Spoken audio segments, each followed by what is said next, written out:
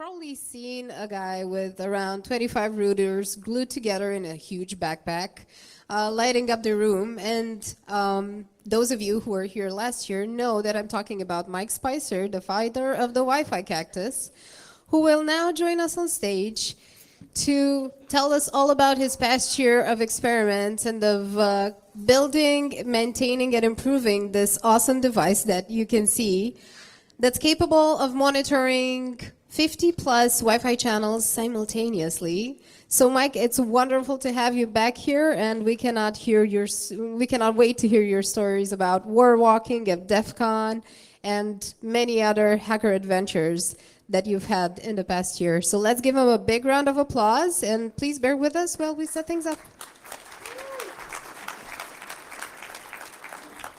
So how's everybody doing? It's pretty early in the morning. I appreciate you guys being here first thing. You guys all right? Everyone good? We'll just yellow this. All right, let's see if this works. All right, sweet. This works too. Okay. I'm going to unplug this because I know I'm going to knock this thing over. Okay. Welcome, everyone. Welcome to DefCamp. Welcome to this early morning. I appreciate everyone getting up early to come see me. I'm pretty excited to be here. This is my second year at DefCamp. After I came last year, I was like, I absolutely have to come back here regardless of how it happens. So a little bit about me. Who am I? My name is Mike Spicer. I go by Dark Matter on the internet, thus the shirt. A friend of mine got this for me. I'm a hardware and software obsessed. I love stuff wireless. I love science. I'm right now freelancing in the cybersphere, which is pretty fun. Recently, I started running too, so I consider myself a runner and play a little bit of gaming, a little bit of Fortnite. Fortnite fans out there? Anyone play Fortnite?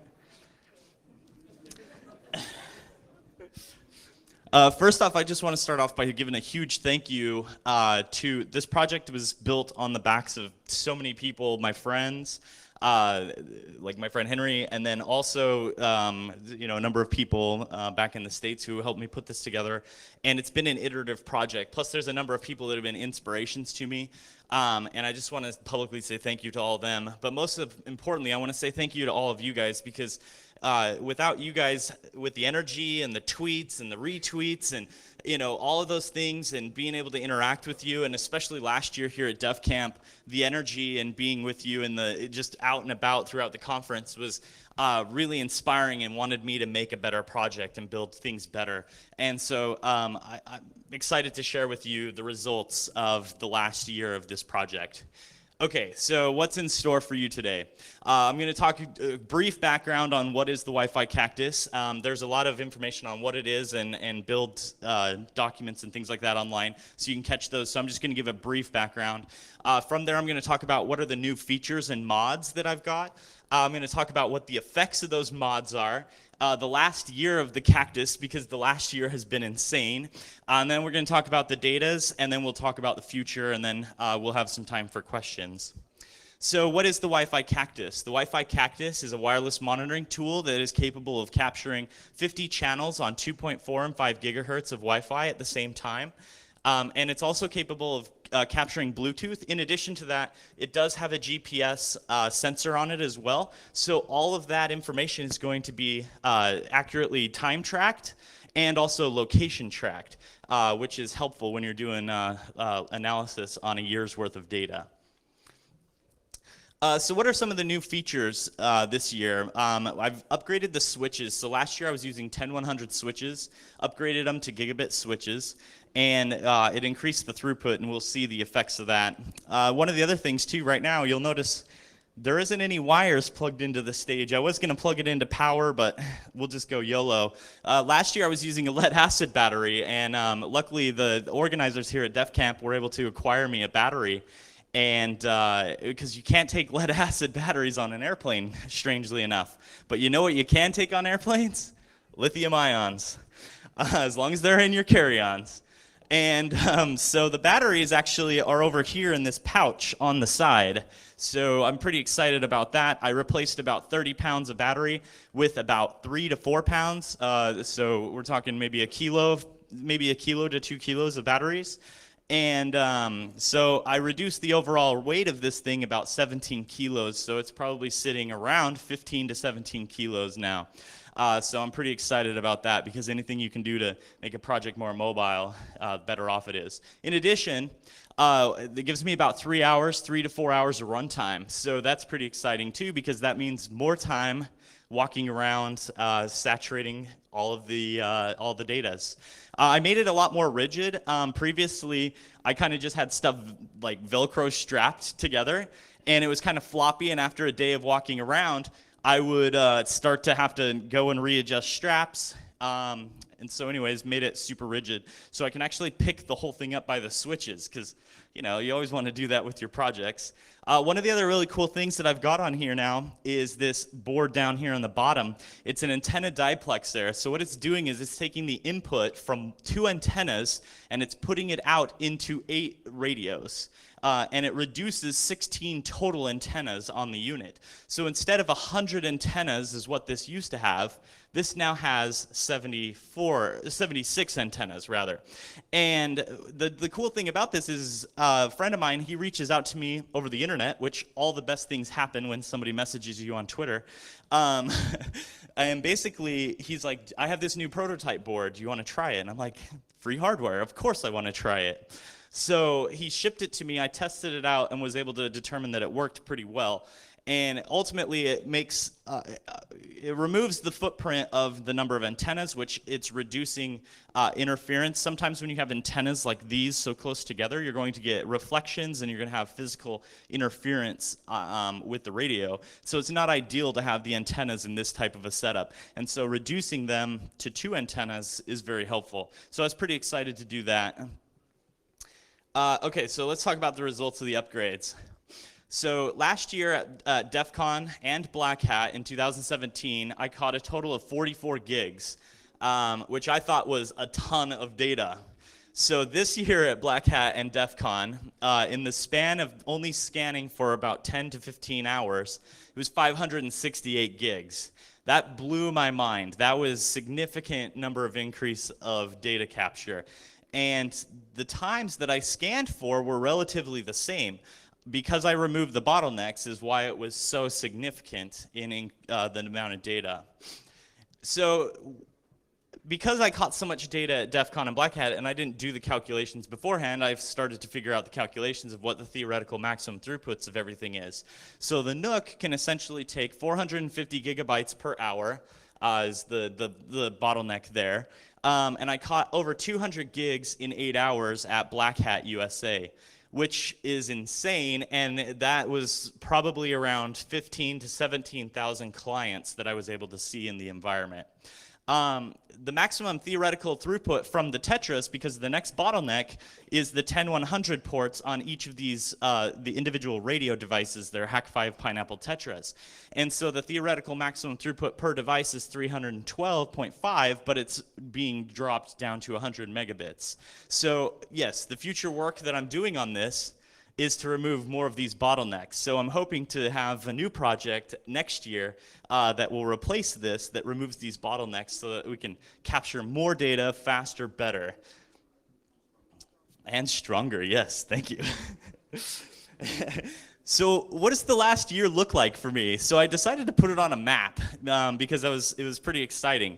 So there's 2 on there that I'm really excited about. One was coming to Romania. That was the first time that this device traveled internationally, and through TSA and through security and through customs, and bringing it here, and everything went off as well as it could last year. I was very excited for a first time. And then earlier this year, something else crazy happened. I got the opportunity to go to DEF CON China. They had a beta test to try the DEF CON conference in China, and it was in Beijing. And I saw that, I'm like, yeah, I want to take this to Beijing. What could go wrong, right? So yeah, it was kind of crazy. So anyways, I ended up there, as well as I've gone through to a number of conferences throughout the United States, as well as the Bahamas.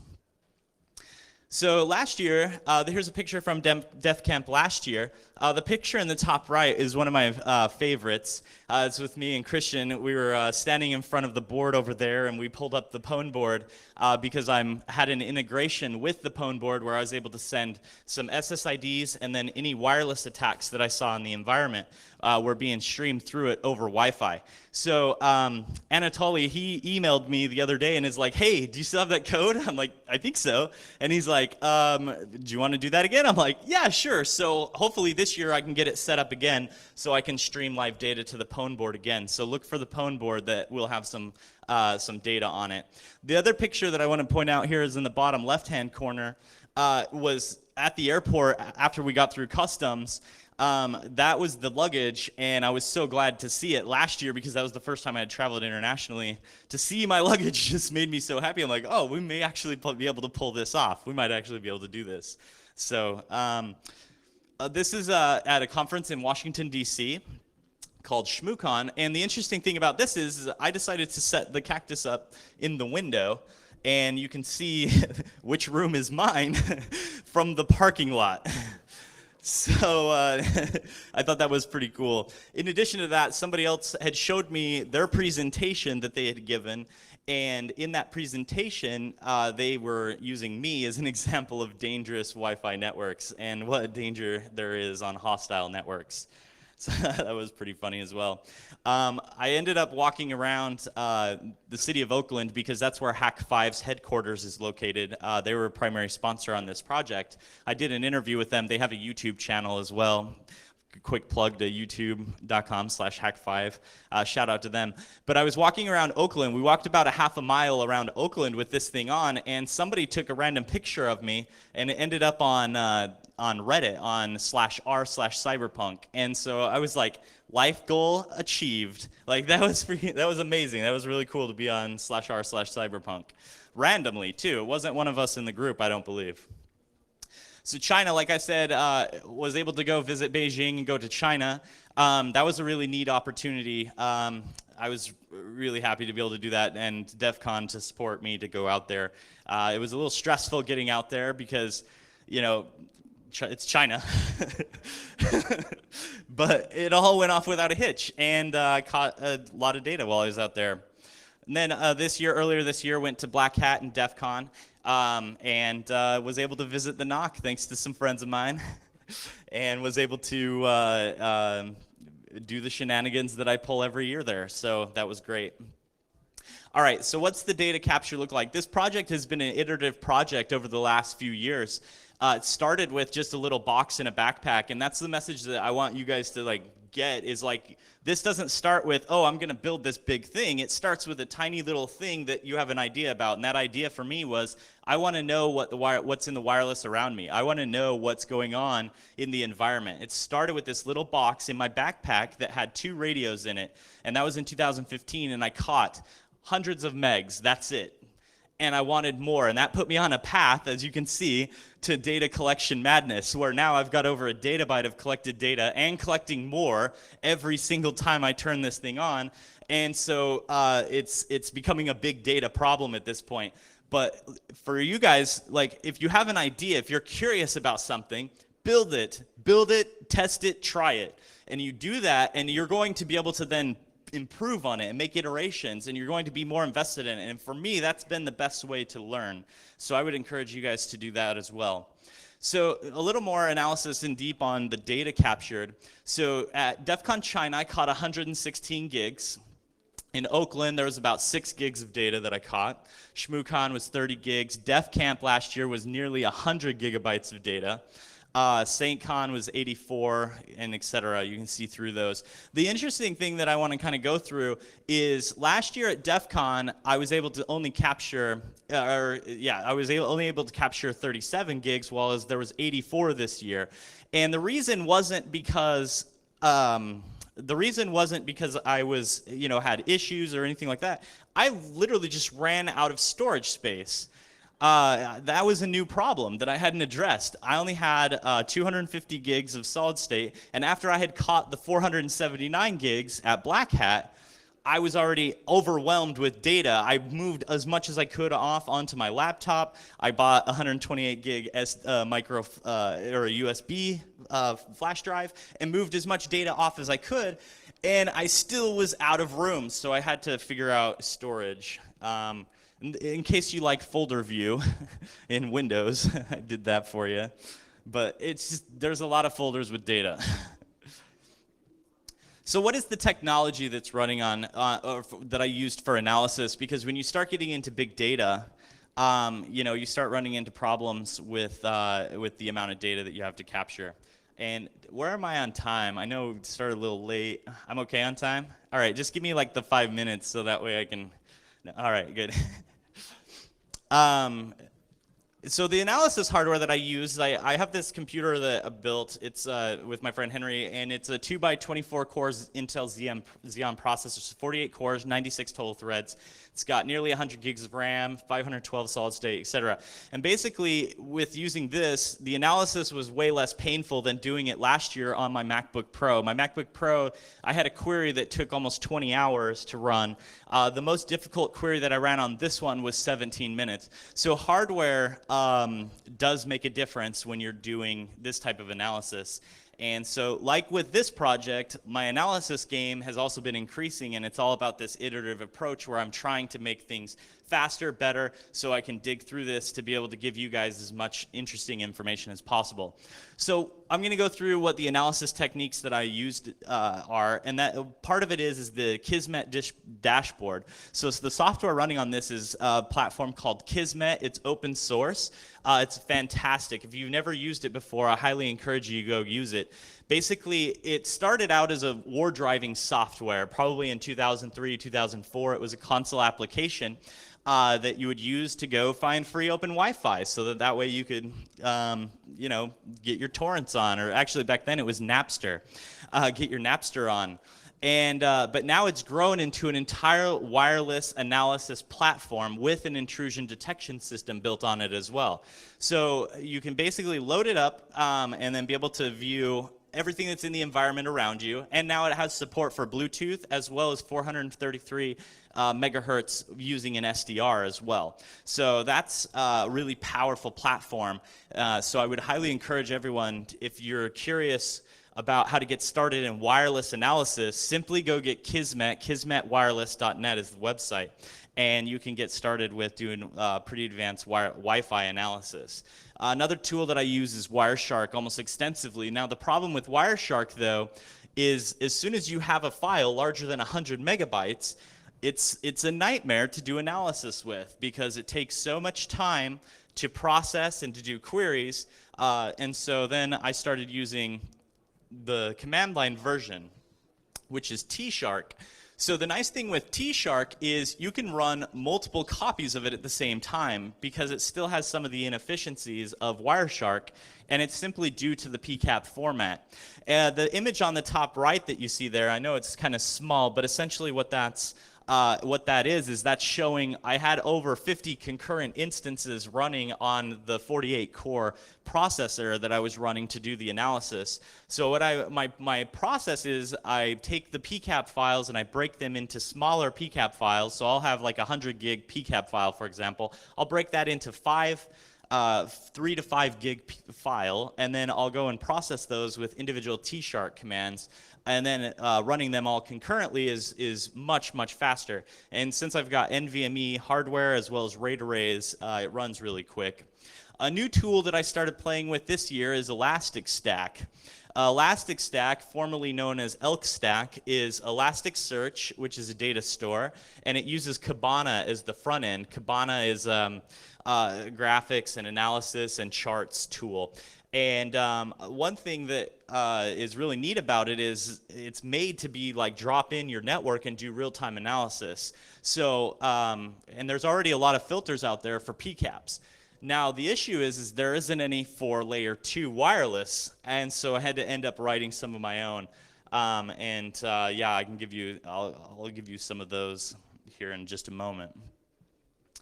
Some more tools that I used was a tool called Network Miner. Network Miner is a really, really cool tool. It's great for forensics. It's great for digging deep into PCAPs to do real-time enumeration. And with with Network Miner rather, the guy who created it had reached out to me on Twitter 2 years ago, and he's like, "Hey, I like your project. Do you want to use my tool?" And I'm like, "Of course, I'll try free tools." And I had an issue with it where a lot of the data that I gather is encrypted, and when it's encrypted, Network Miner can't look through it because Network Miner is looking for files and different pieces of information. It's not able to decode all of that information. So what happens is I wasn't able to see very much in Network Miner. And I told him that, and I gave him the feedback. Well, he had a new version recently, and I tested out the new version, and it works swimmingly. It looks fantastic. And I'm going to show you some of those in just a moment. Another tool that I started using this year is called Graphistry. Graphistry, another tool that the CEO of that company, I reached out to him, and he gave me an API key. And what it does is it allows you to interact with millions of endpoints and graph them simultaneously, which is amazing. So it creates very beautiful visualizations. And I'll show you some of those visualizations here in a second. And finally, there's another one called WiFi and Neo4j, which is another graphing database that I started putting data into. One of the problems is when you start using data like this, that graph down in the bottom left, shows you kind of the example of how hard it is to graph this type of stuff. It creates a lot of endpoints. It creates a lot of information that is displayed on the screen, and so it becomes rough. And so this is an example going back to Wireshark of looking for EAPOLs. Anyone know what an EAPOL is? A couple people. Any guesses? It's the WPA handshakes, and so we're basically looking at it's the different portions of the handshakes. And so if you're seeing those in the wireless, then you could capture those, and the next step would be to, if you have permission, crack those. You could then try to see if you could figure out what the WPA key is on a personal network. And so I always find it interesting to find out how many of those I capture in the environment. And so that's a quick example. Another thing that was pretty interesting was at Black Hat while I was passively monitoring, or at a location in Las Vegas rather, passively monitoring, I randomly stumbled across some data thanks to Network Miner that showed this blue coat SG400. And the interesting thing about the SG400 is it's a SSL strip proxy. So one of its primary responsibilities is to be able to man in the middle of traffic to remove SSL.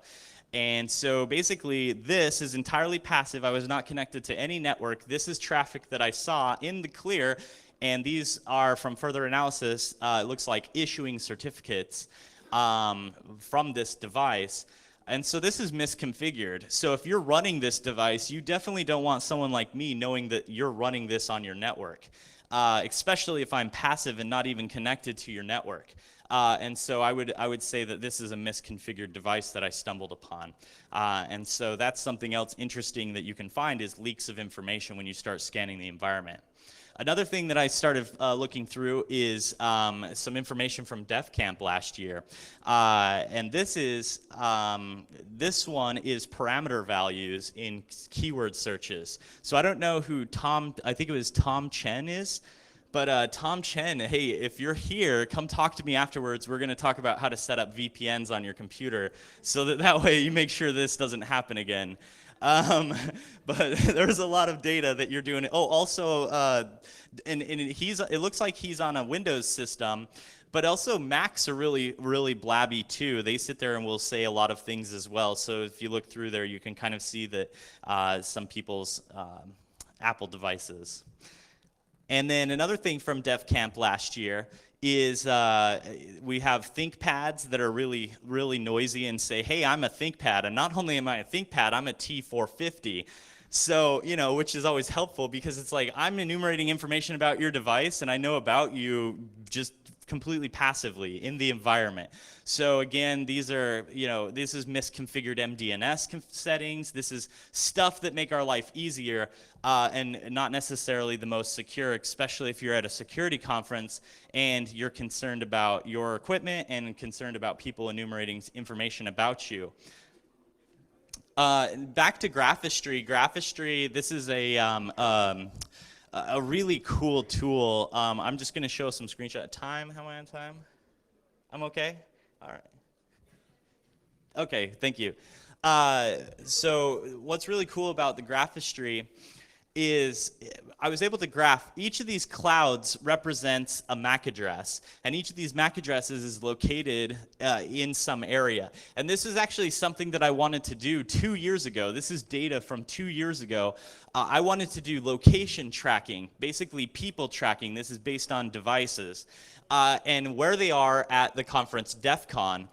And I wasn't able to do that until this year with Graphistry. And essentially what we're seeing here is, and each, you can't really see them because this is zoomed out, but they're each one a piece in that cloud is a MAC address. And so the larger the cloud, the more devices. And then the movement and the connections between it are where I'm seeing movement between areas. So one thing that's interesting about this, we're going to zoom in.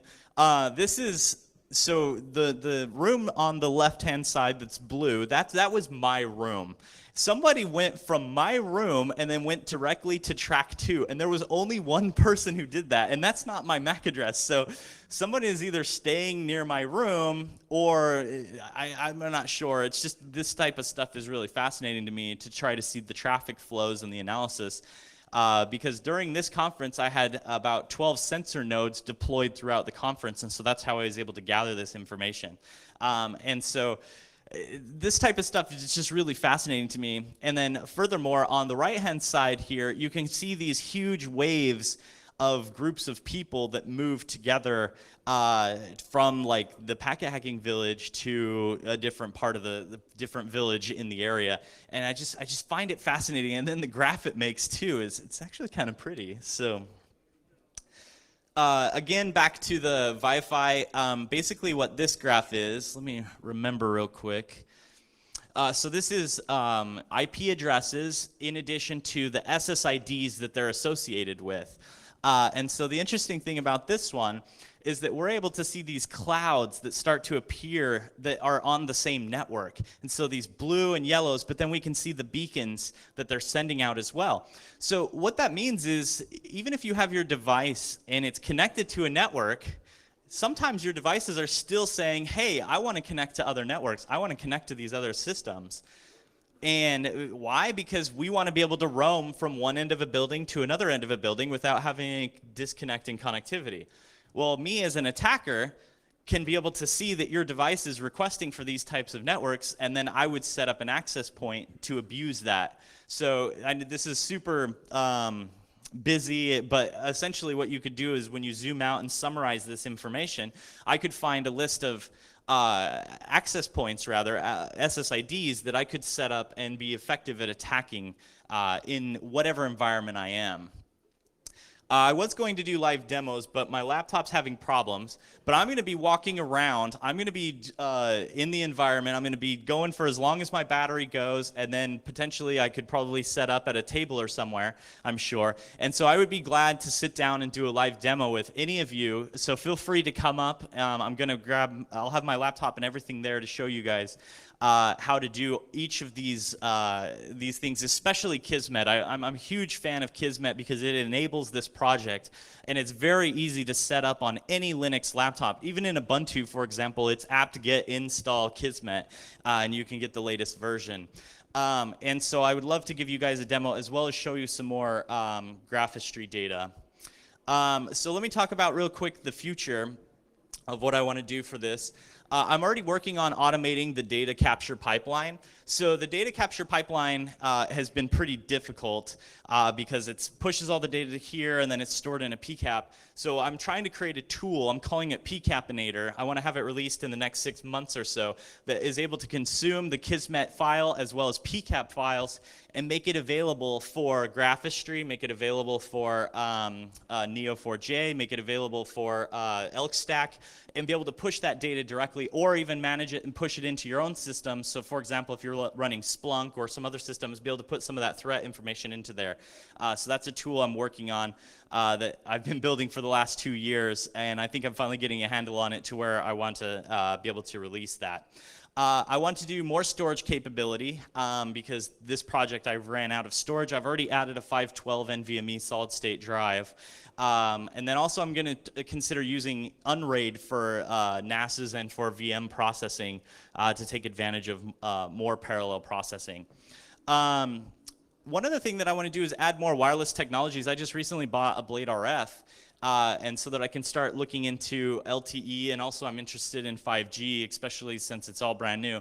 The problem with getting into doing research in these technologies is they're very expensive. So anyone wants to help out, I'd be glad to help you with some.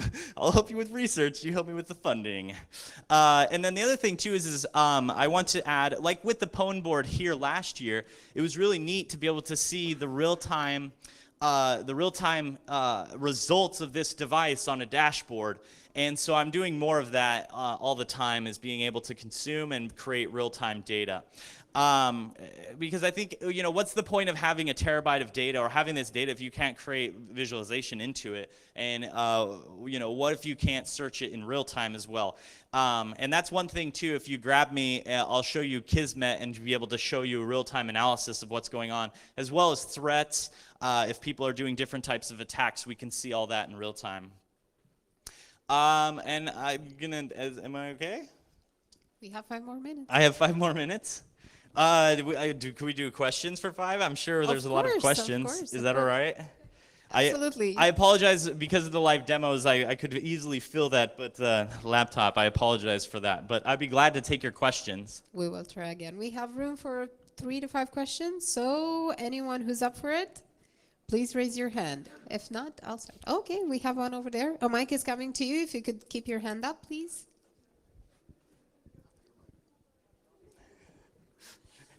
Wait, you said I'm supposed to go to the mic to them? No.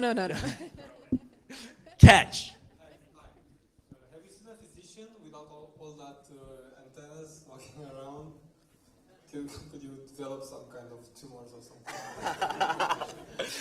That's a great question. Thank you. I do get that a lot. I guess it comes down to what your belief is on non-ionizing radiation. Actually, the nice thing about this project is I try to be as discreet as possible in the environment, minus the LEDs, but it's not transmitting. If this were transmitting, I did the calculations with the radios that are in here, it'd be about 25 watts, which is way more Wi-Fi wattage than you want to be exposed to. But because it's receive only, and I've done a number of verifications to make sure that it is, the exposure should be what you're already exposed to in the environment. So short answer, no, I shouldn't. But if you believe that non-ionizing radiation can cause cell damage, then you're already being exposed to that. So. Awesome. On to the next one.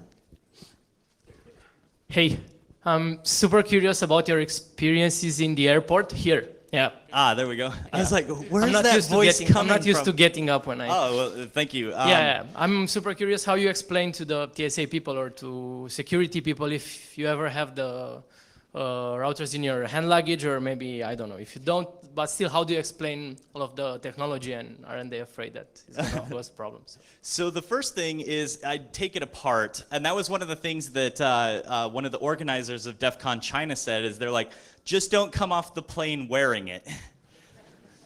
And I was like, okay, sounds reasonable. Actually, I break it down into 2 suitcases, so there's a chorus part of it, and the reason for that is to be able to be under the the maximum weight allowance for checked luggage, and then I check it. You can put quite a bit of things in checked luggage. And the only time I've really had any major issues was actually coming back from the United States, or excuse me, coming back from the Bahamas to the United States. And it wasn't that the security was worried about it, it was customs. Customs was wondering what it was, and they took me into a secondary screening, and I think their main goal was to figure out how to charge me for it. So that was the only issue I've ever had. I've gotten a number of screening notices that it's been inspected. In fact, flying out here, I've had 3.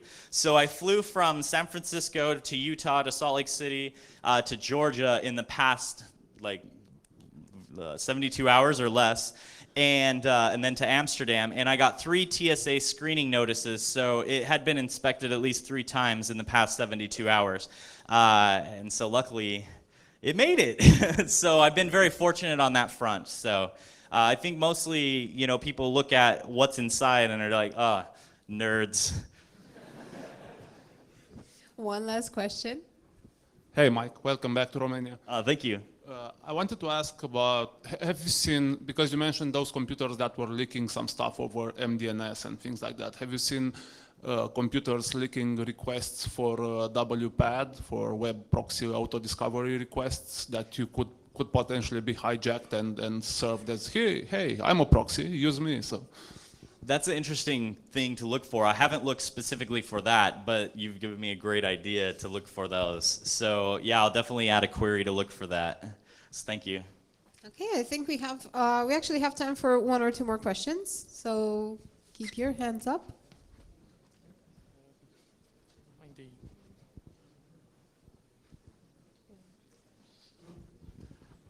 Hello, you said that you are monitoring in the same time more channels, like 50 something, but you said that also only the 2.4 gigahertz.